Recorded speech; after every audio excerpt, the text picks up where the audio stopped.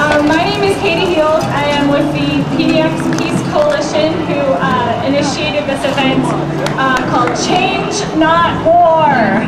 We want change. That does not equal more war.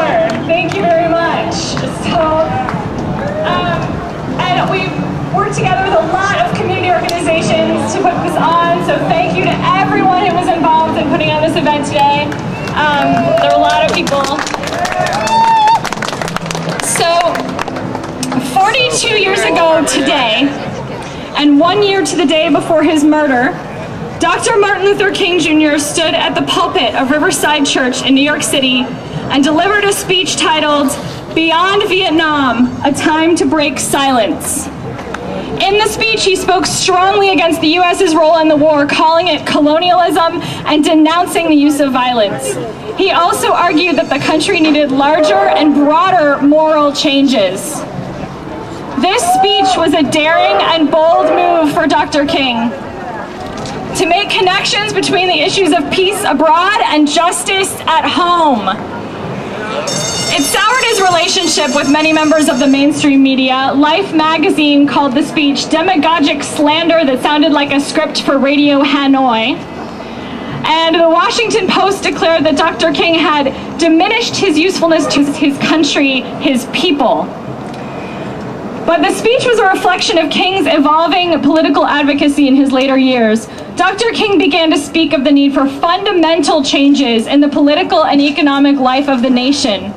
And he spoke of the importance of reaching beyond the borders of nations and states and seeing all the people of the world as our brothers and sisters. We are standing here today to speak for those who have been silenced. There are many reasons that we do not speak. Fear of looking foolish or too controversial, fear of being seen as un-American or sending the troops the wrong message, fear of being perceived as critical of the new president, while so many are still trying to hope. But we cannot let any of that stop us.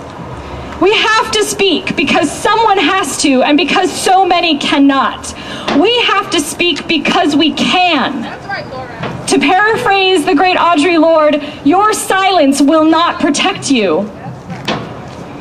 We speak today for the people of Iraq, who are now living in the 7th year of war and occupation, and who are facing another 18 months of armed soldiers in their midst, 18 months of mortars, guns, missiles, raids in the middle of the night, never knowing if one of your members of your family is going to be the one on the casualty list in the next month. We cannot let them be forgotten. It has already been too long. 6 years has been too long of the occupation of Iraq, and 18 months is too much longer. We need the troops to come home now.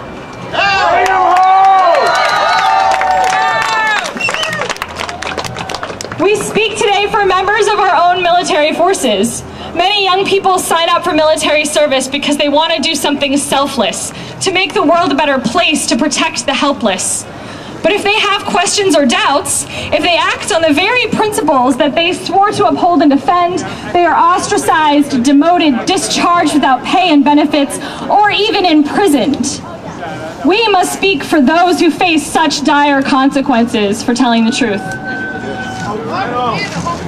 The people of the West Bank and of Gaza are silenced and isolated from the entire world. They are shut away inside giant concrete walls, surrounded by tanks and by guns, cut off from water, electricity, and food by soldiers and weapons that our tax dollars provided. Oh, no. Even their voices cannot fly over the walls and barbed wire to be heard by the world. We have to speak for them. Yes, that's right. Woo! The world, and especially the U.S., has turned its back on Afghanistan many times over many decades and left the people at the mercy of an endless succession of criminals, murderers, religious fanatics, and armed militias. We have allowed the people, human beings no different from you and I, to spend 8 years paying for the criminal acts of others. These were criminal acts, not an act of war. We have allowed President Obama to call this the good war, as if any war that kills and injures civilians can be considered good. Peace does not come from the barrel of a gun, and we need to speak for the people of Afghanistan and bring our troops out of there now. And we stand here together today with tens of thousands of people across the world. Tens of thousands of people gathered in London this week. And right now, at this moment, tens of thousands of people are standing to say no to NATO in Strasbourg, France, where police had to agree to open certain parts of the city to protesters after the organizers threatened to shut the city down. And thousands more are marching today across the world. 10,000 marched in New York City. Thousands are marching in Turkey, in Croatia, in England, in countries all across the planet. We are not the only ones standing here today. We are standing with them as the most powerful and richest country on this planet. The world is counting on us in the US to stand up and speak. And if we do, we will not stand alone.